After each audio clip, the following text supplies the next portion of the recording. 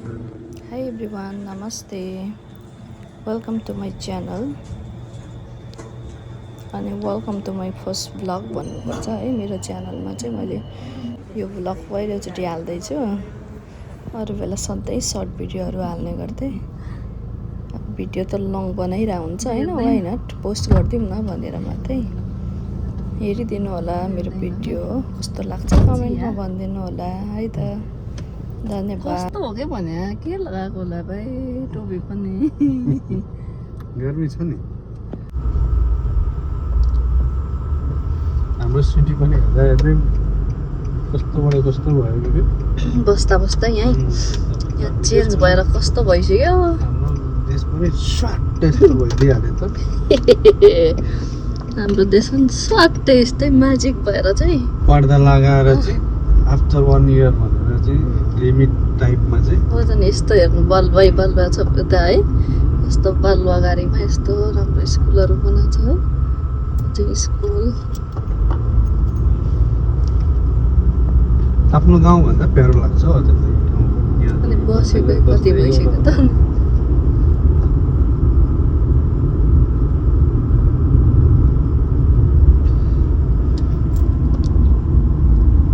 गाडी त फोहोर रहेछ बुढो, साह्रै फोहोर। अनि देखिरहेछ है भिडियोमै। वास्तव गर्नै पर्ने भएर चाहिँ पछाडि गाडीले किन लाइट बालिदिरहेछ। हामी ढिलो हिँडिरहेको ए अनि छिटो हिँड्नु अनि त्यो 60 को स्पिडमा स्कुल लाइन छ, स्कुलको बाटो छ, स्कुल जोन लेखेको छ। 120 मा कुदेर त भएको छैन नि त। बच्चाहरू फ्याट्ट अगाडि आइदिन्छ, गाडीले ब्रेक हानिदिन्छ।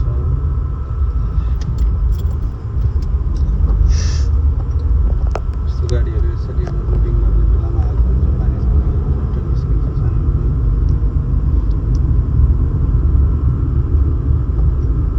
तर हामी कबेल गएको कुन बाटो आयो? त्यही त भने म नि हेर्दैछु कि हामी कहाँ गयौँ भनेर। स्कुलहरू उठ्छन्, यतिखेर स्कुलले टेन्सन हुन्छ। कहाँ आइपुग्यो फेरि?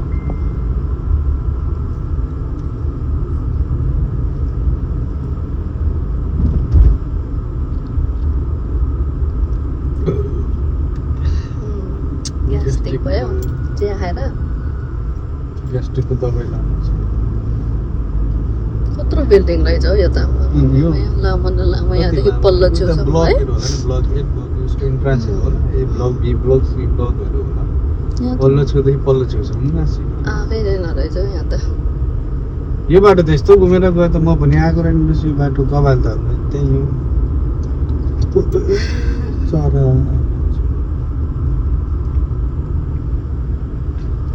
फेरि वापस घरै पुगिन्छ जस्तो छ है यहाँबाट। यहाँ लेफ्ट टर्न छैन।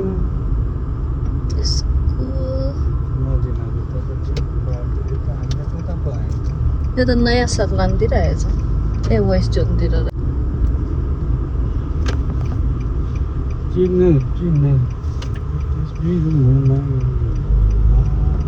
आजको गाउँमा चाहिँ यही अलबर्का भएछ होइन। वरिपरि घुमेको छ बाटो बिर्से जस्तो।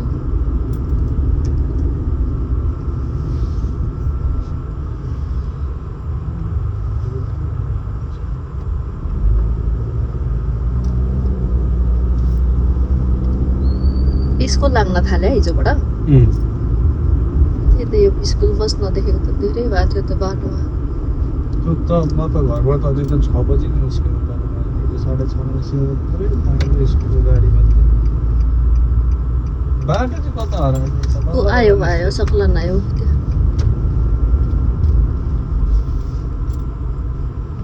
त्यो त त्यहीँबाट युटर्न मारेर चाहिँ हामी यहाँ आउनु पर्ने हो।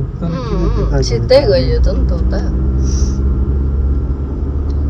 वर्का टु रहेछ यो चाहिँ। यो बाटो छ नि सिमाना हो। यहाँदेखि उतापट्टि वर्का 2 जति पनि रेसिडेन्सी एरिया छ त्यो चाहिँ वर्का 1। वर्का 1 मा जति पनि भिल्लाहरू छ त्यो चाहिँ वर्का 2 देखि वर्का 1, वर्का 2, वर्का 3, वर्का 4 मा चाहिँ रेजिडेन्सी एरिया छ। यहाँ त फेरि एउटा गरेर आउनु पर्ने होला है परबाट।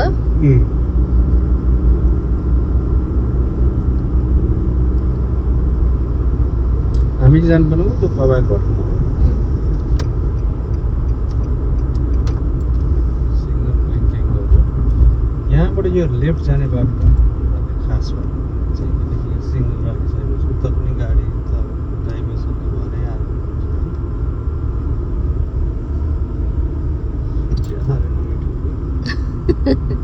घरमा चिया खाइरहेको छ त किन किनेर खानु त साह्रै नमिठो चिया त्यो काँचो दुध लगाएर तातो लगाएर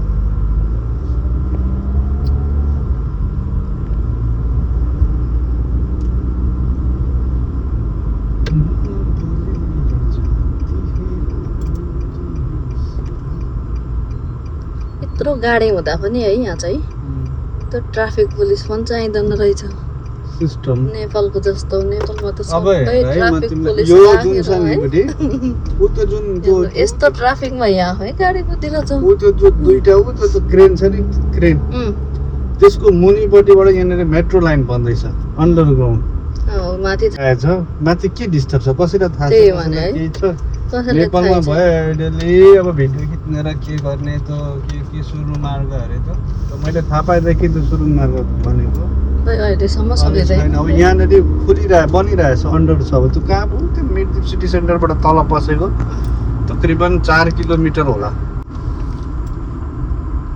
अब यहाँ चाहिँ किन आएर हामी यहाँ चाहिँ खासमा किन आएको रे? खासमा चाहिँ गाडी वास गर्न लगाएको अस्तिको हप्ता पनि गरियो गाडी धेरै फोहोर भएको छ मान्छे अगाडि लिएर जाँदा पनि लाजै हुने सबै त्यो चाहिँ गाडी वास गर्न चाहिँ हामीहरूको बङ्गाली भाइहरू रेडी भएर बसिरहेको छ वास गरेर पार्किङ गरेको 10 मिनटमा सफा गरिदिन्छ कहाँ छ पार्किङ छ पछि ए यो पनि गयो त त्यो